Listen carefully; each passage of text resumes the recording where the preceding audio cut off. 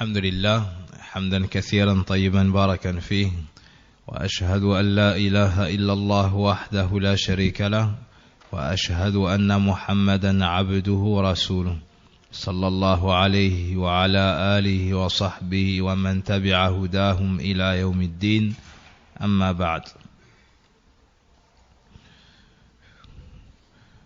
La semaine passée, bihamdillahi tabaraka wa ta'ala, nous avons étudié les piliers de la foi. Il nous manquait la récitation du hadith de Jibril, hadith Omar radiyallahu anhu.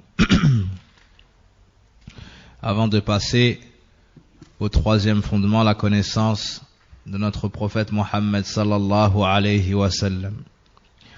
قال المؤلف رحمه الله تعالى: والدليل من السنة حديث جبريل المشهور عن عمر بن الخطاب رضي الله عنه قال: بينما نحن جلوس عند رسول الله أو عند النبي صلى الله عليه وسلم إذ طلع علينا رجل شديد بياض الثياب شديد سواد الشعر لا يرى عليه أثر السفر ولا يعرفه منا أحد حتى جلس إلى النبي صلى الله عليه وسلم فأسند ركبتيه إلى ركبتيه ووضع كفيه على فخذيه وقال: يا محمد أخبرني عن الإسلام. فقال: أن تشهد أن لا إله إلا الله وأن محمد رسول الله وتقيم الصلاة وتؤتي الزكاة وتصوم رمضان وتحج البيت إن استطعت إليه سبيلا. قال: صدقت. فعجبنا له يسأله ويصدقه. قال: فأخبرني عن الإيمان. قال: أن تؤمن بالله وملائكته وكتبه ورسله واليوم الآخر وتؤمن بالقدر خيره وشره. قال: صدقت. قال: أخبرني عن الإحسان. قال: أن تعبد الله كأنك تراه فإن لم تكن تراه فإنه يراك. قال: أخبرني عن الساعة. قال: ما المسؤول عنها بأعلم من السائل. قال: فأخبرني عن أماراتها. قال: أن تلد الأمة ربتها وأن ترى الحفاة العراة العالة رعاء الشاء يتطاولون في البنيان. قال: فمضى. فلبثنا مليا فقال: يا عمر أتدري من السائل؟ قلنا: الله ورسوله أعلم. قال: هذا جبريل أتاكم يعلمكم أمر دينكم.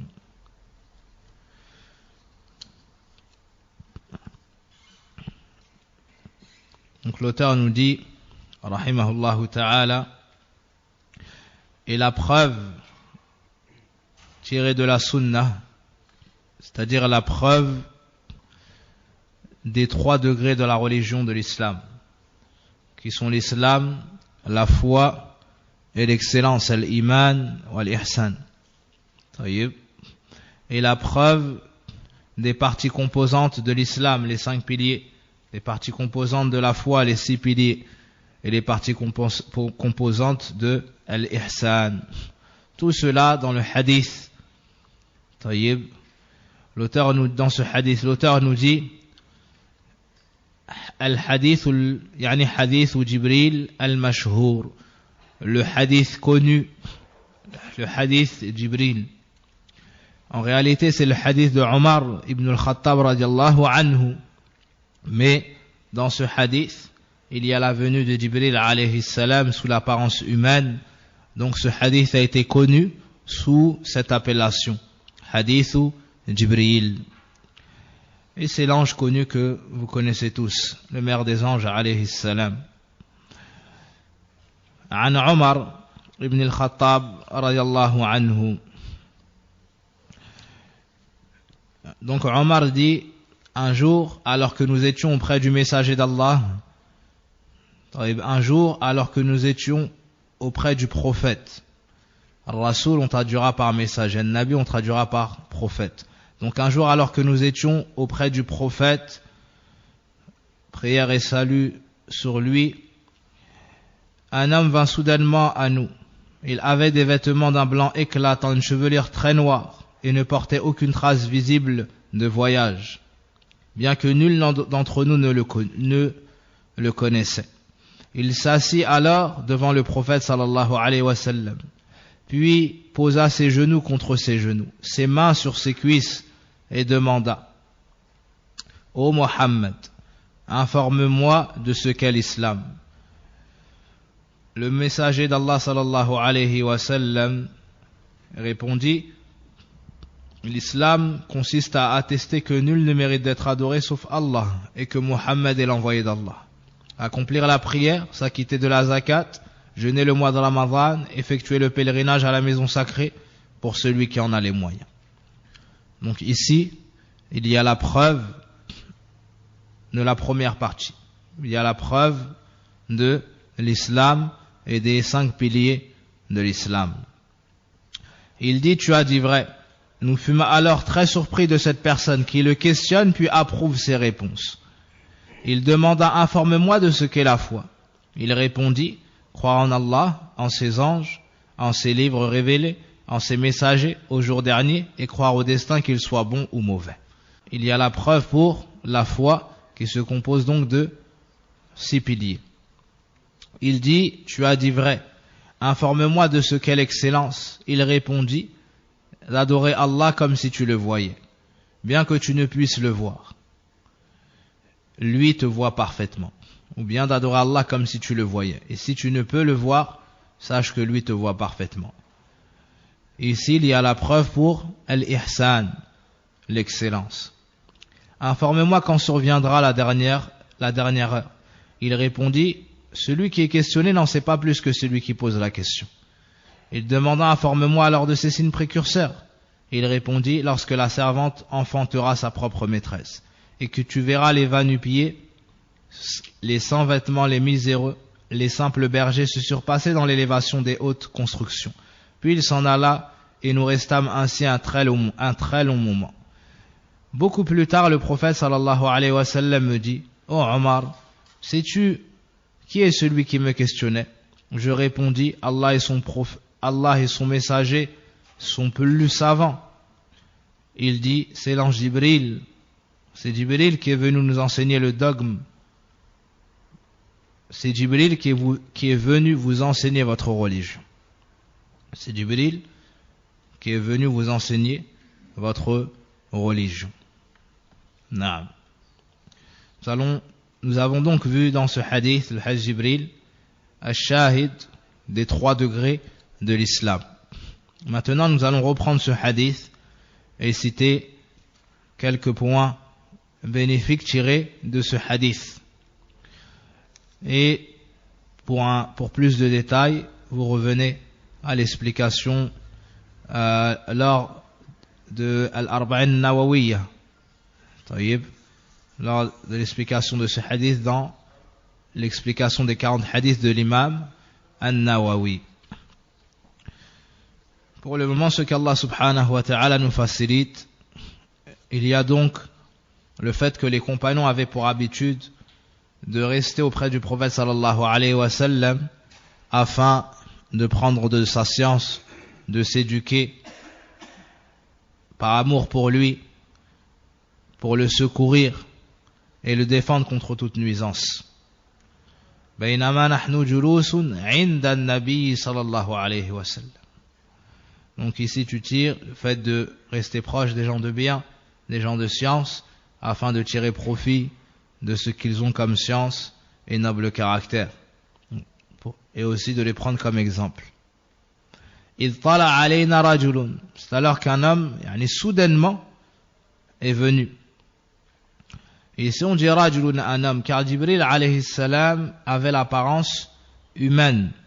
Car Jibril alayhi salam avait l'apparence humaine, car Allah azza wa jal permet à ce qu'il veut parmi ses anges de prendre l'apparence humaine par moment, comme ce fut le cas dans ce hadith. Puis Omar radiallahu anhu nous décrit cet homme. Il nous dit: il avait des vêtements d'un blanc éclatant, une chevelure très noire, et ne portait aucune trace de voyage, bien que personne d'entre nous ne le connaissait. Ça, c'est la première chose étonnante dans ce hadith. C'est qu'à l'époque, celui qui faisait partie de la ville ou du village était connu de tous. Et celui, du moins il n'était pas ignoré par l'ensemble. Et celui qui est arrivé d'une autre région, arrivait donc de voyage. Et il y avait le désert d'Arabie. Donc la personne, sans aucun doute, avait des marques de voyage sur elle. Le teint changeait, mais aussi les vêtements étaient marqués par le sable. Contrairement à la situation qui nous est exposée ici. Personne d'entre les compagnons ne le connaissait et il n'avait sur lui aucune trace de voyage. Le fait qu'il n'ait pas de trace de voyage nous fait donc comprendre que c'est quelqu'un de la ville. Mais il nous dit personne d'entre nous le connaissait. Donc il arrive de voyage, mais il n'a pas de trace de voyage. De voyageur. فجلس إلى النبي صلى الله عليه وسلم. Il est donc venu s'asseoir auprès du prophète sallallahu alayhi wa sallam. Il a mis ses genoux contre les siens et a posé ses mains sur ses cuisses. Dans toute cette partie, il y a le comportement de l'étudiant, de celui qui vient rechercher la science. Premièrement, c'est l'étudiant qui se déplace vers la personne de science. On voit ici que c'est Jibril alayhi salam, c'est cet homme qui est venu vers le prophète sallallahu alayhi wa sallam. Deuxièmement, le fait de porter de beaux habits blancs, propres. Et le prophète sallallahu alayhi wa sallam a encouragé à cela en disant Ilbisu min thiyabikumul bid, portez parmi vos vêtements les vêtements blancs. Donc c'est une chose qui est recommandée. Wa kaffinu fiha mautakum. Et les savants ont cité de nombreuses fawaïd à porter du blanc. Par exemple, ils ont dit que c'est le vêtement qui est le plus beau pour l'homme. Ils ont dit également que lorsqu'il y a une tache, on la voit rapidement, et d'autres choses. Il avait les cheveux très noirs. De cela, ils ont tiré donc qu'il était jeune. Alors celui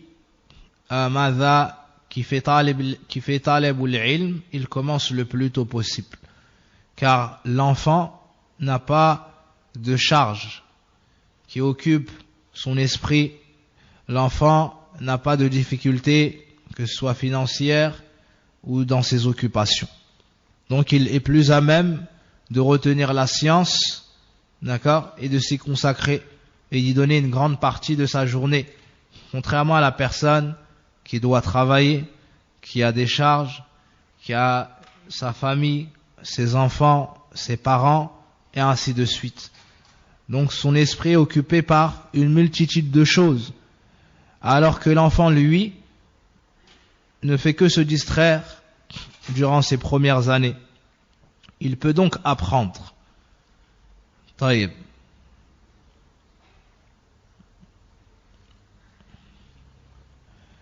On voit ici la proximité de celui qui demande la science, du shir ou de l'enseignant. Et celui qui vient demander la science, il ne lui convient pas de s'éloigner de celui qui parle, mais il doit s'asseoir proche de lui et se mettre en face de lui. Il ne doit pas lui donner son profil ou lui donner le dos, mais il doit se diriger vers lui et se mettre le plus proche possible de l'enseignant. Ainsi, il se fatiguera moins, ainsi l'enseignant se fatiguera moins, ainsi l'élève entendra mieux, et l'enseignant aura donc plus de faculté à se faire comprendre et pourra plus dispenser son savoir.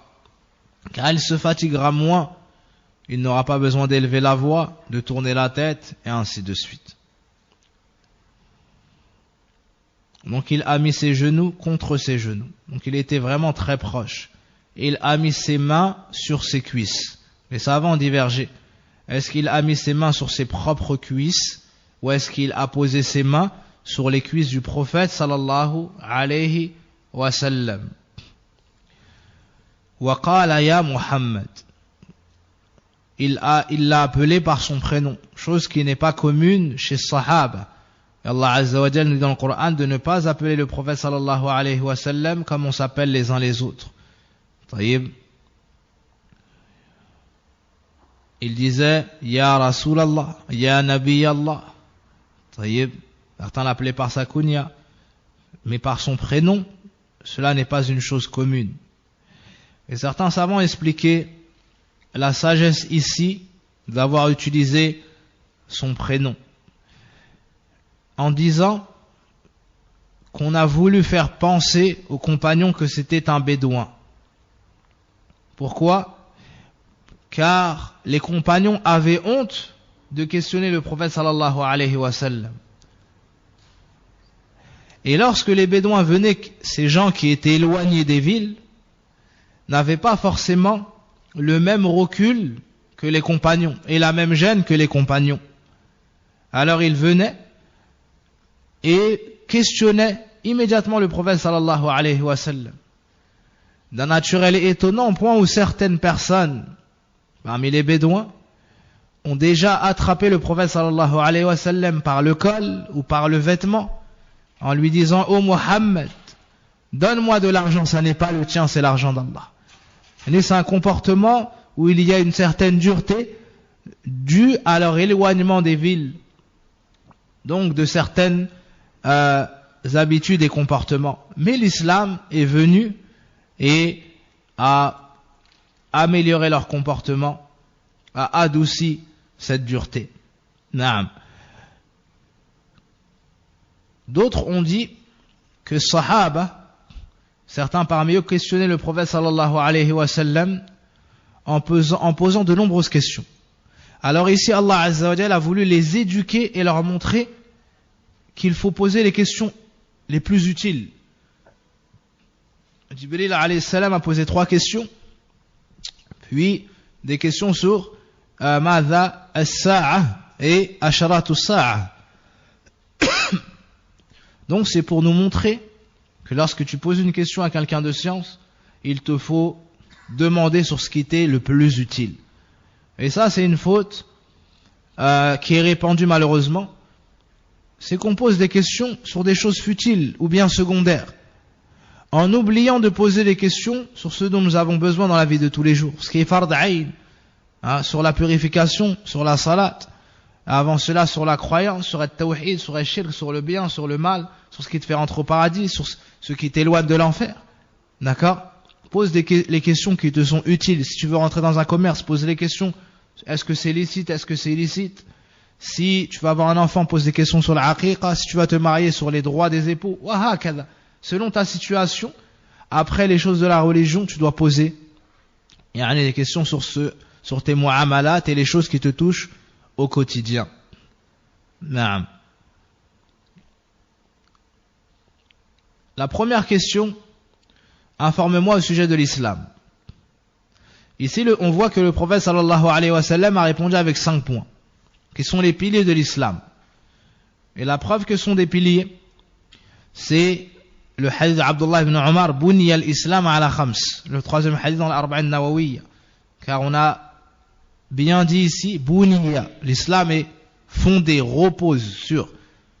De cela, les savants ont tiré que ce sont bel et bien des piliers. Donc on voit ici que l'islam se compose de 5 piliers. Le premier, shahadatan. Le deuxième, l'accomplissement de la prière. Le troisième, s'acquitter de l'aumône, zakah. Le 4e, jeûner le mois de Ramadan. Et le 5e, accomplir le pèlerinage à la maison sacrée pour celui qui en a les moyens. On remarque ici que le prophète sallallahu alayhi wa sallam a expliqué l'islam avec les choses apparentes. Avec les choses apparentes.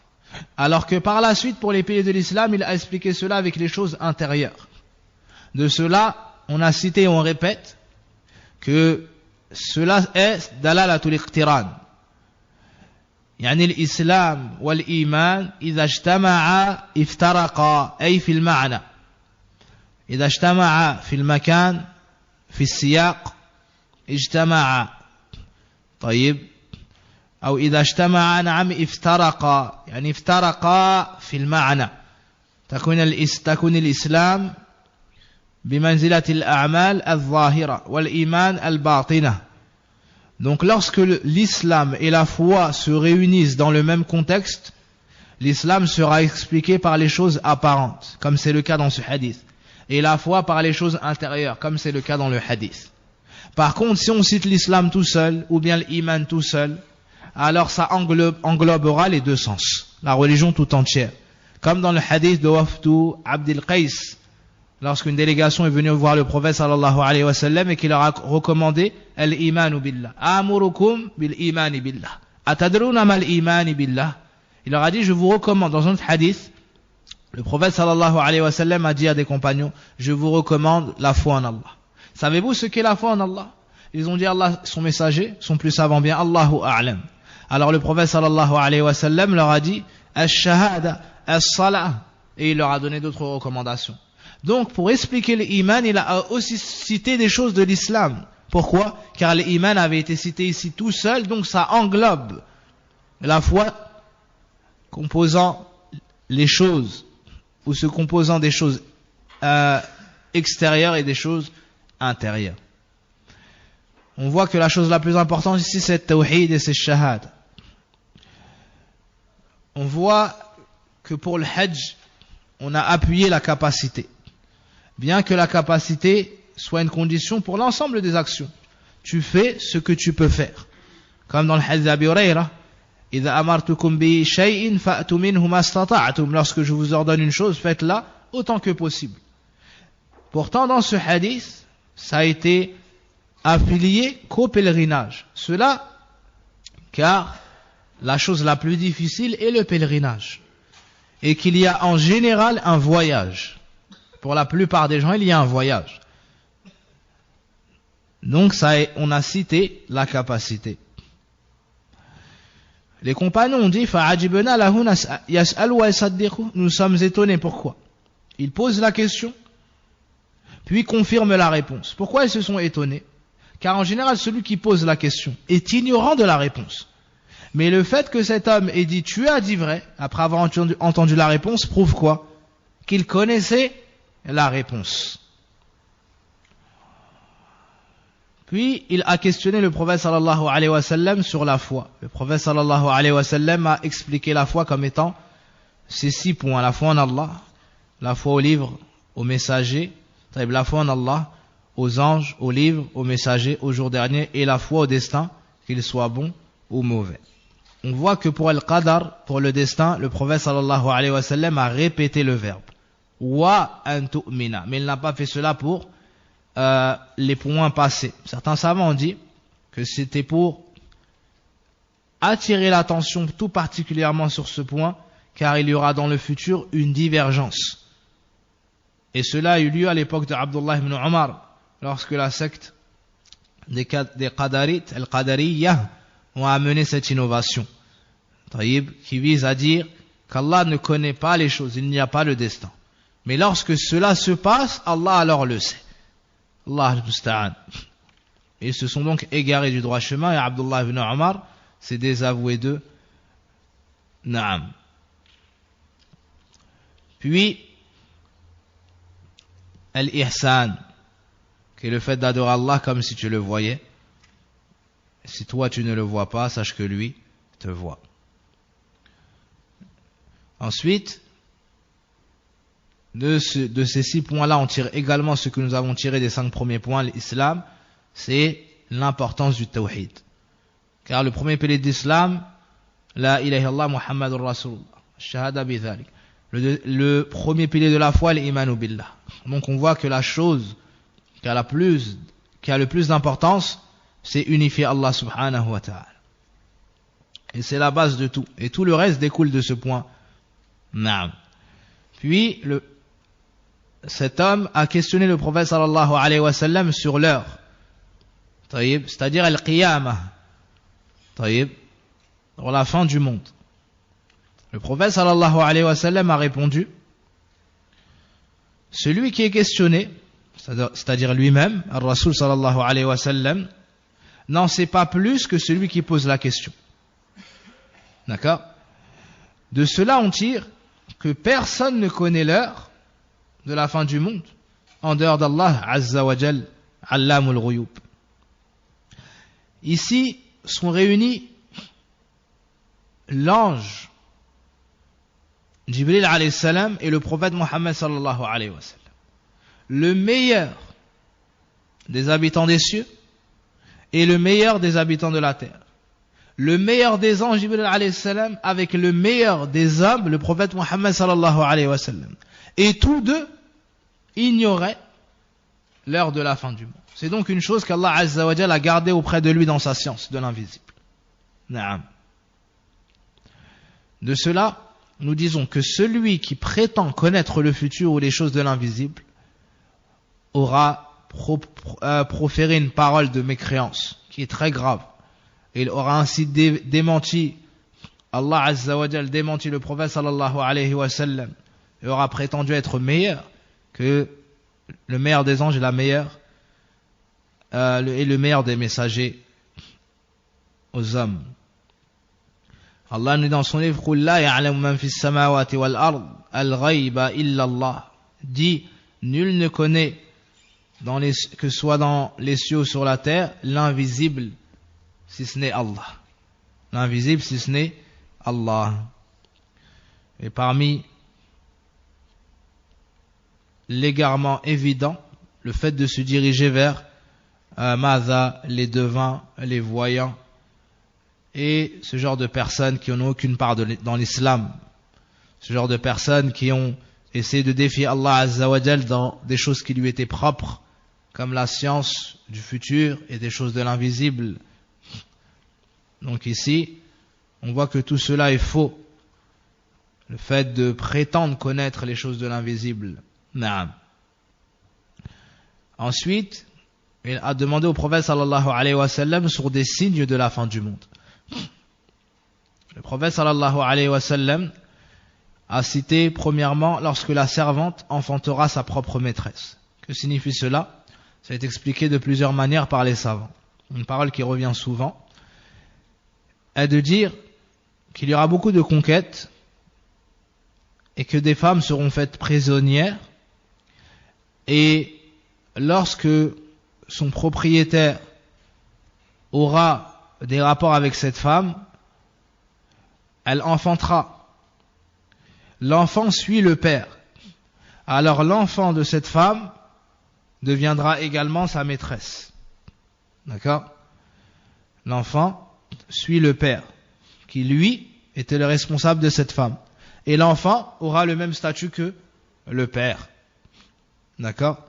Donc sera au-dessus de sa propre mère. Naam. Et que tu verras les vas nu-pieds, ceux qui sont pieds nus, sans chaussures. Antara al-hufata, donc ceux qui sont pieds nus, sans chaussures. Al-urata, sans vêtements. Ri'a ash-sha, les bergers, qui habitent en général les campagnes et se déplacent. Ces simples bergers, yatatawaluna fil bunyan, se surpasseront dans l'élévation, ou se concurrenceront dans l'élévation des hautes constructions. Des gens qui à la base sont humbles, des gens qui à la base vivent de manière très modeste, vont venir à la ville et se concurrencer dans les richesses au point de construire. Et lorsqu'un va construire, l'autre voudra construire encore plus grand que lui. Et c'est une chose dont on a pu témoigner. Naam. قال فمضى فلبثنا مليا. Maliyan, c'est un moment. D'accord, c'est un moment qui est assez long. Donc nous sommes restés un certain moment, ou un long moment. Donc plus tard, le prophète sallallahu alayhi wa sallam a dit à Omar, sais-tu qui est-ce qui me posait des questions? Ici on voit le noble comportement des compagnons. Malgré ces choses étonnantes, cet homme qui était connu de personne mais qui n'avait pas pour autant de traces de voyage, cet homme qui pose la question puis dit tu as dit vrai, cet homme qui dit ya Muhammad et non pas ya Rasulallah sallallahu alayhi wa sallam, malgré tout cela on voit qu'ils n'ont pas parlé avant que le prophète sallallahu alayhi wa sallam ne les questionne. Et ça, c'est un des nobles caractères de l'étudiant, le fait de ne pas couper la parole, tayyib, ou le fait de lever la main avant de pouvoir prendre la parole en cas de nécessité. On voit aussi le comportement des sahaba, ce qu'ils ne parlaient pas sans science, et qu'il convient de dire Allahu a'lam lorsque tu ignores une chose. On voit aussi que ça ne diminue pas la valeur de la personne d'ignorer une question particulière. Et que la sagesse dans ce cas-là est de dire je ne sais pas. Ou bien Allahu a'lam. Car ici, Omar a répondu Allahu wa rasuluhu a'lam. Allah et son messager sont plus savants. Le fait de dire Allah wa rasuluhu a'lam, de mettre aussi le messager d'Allah sallallahu alayhi wa sallam dans cette phrase, c'est de son vivant. Ça, c'est de son vivant. Mais après sa mort, nous disons Allahu a'lam. Allahu a'lam. Certains savants ont détaillé plus que cela, en disant que s'il y a une différence, si c'est une chose religieuse ou pas, vous reviendrez au tafasil dans les livres. Naam. Dans l'explication du Hadith Jibril. Alors le prophète sallallahu alayhi wa sallam a dit Hadha Jibril. C'est Jibril qui est venu vous enseigner les choses de votre religion. D'accord? C'est Jibril qui est venu vous enseigner les choses de votre religion. Donc on tire de cela que l'ange peut prendre l'apparence humaine, car cet homme qui posait des questions était Jibril alayhi salam. On tire également de cela que celui qui pose les questions, même s'il sait les réponses, pour faire profiter les gens de l'assise, aura le même statut que l'enseignant, celui qui répond aux questions. Il aura donc la récompense d'avoir été l'enseignant. Si toi, par exemple, tu es dans une assise et que tu penses que les gens autour de toi ignorent une chose qui est importante. Toi, tu connais cette chose-là. Mais tu poses la question afin que l'enseignant réponde à voix haute à cette question pour faire entendre tes camarades. Ben, tu as le jugement, le statut de l'enseignant. Car ici, le prophète sallallahu alayhi wa sallam a dit que Jibril était un enseignant. Voici Jibril qui est venu vous enseigner les choses de votre religion. Alors que c'est le prophète sallallahu alayhi wa sallam qui a dispensé la science. Mais du fait qu'il a été la cause, on lui donne le statut également de l'enseignant.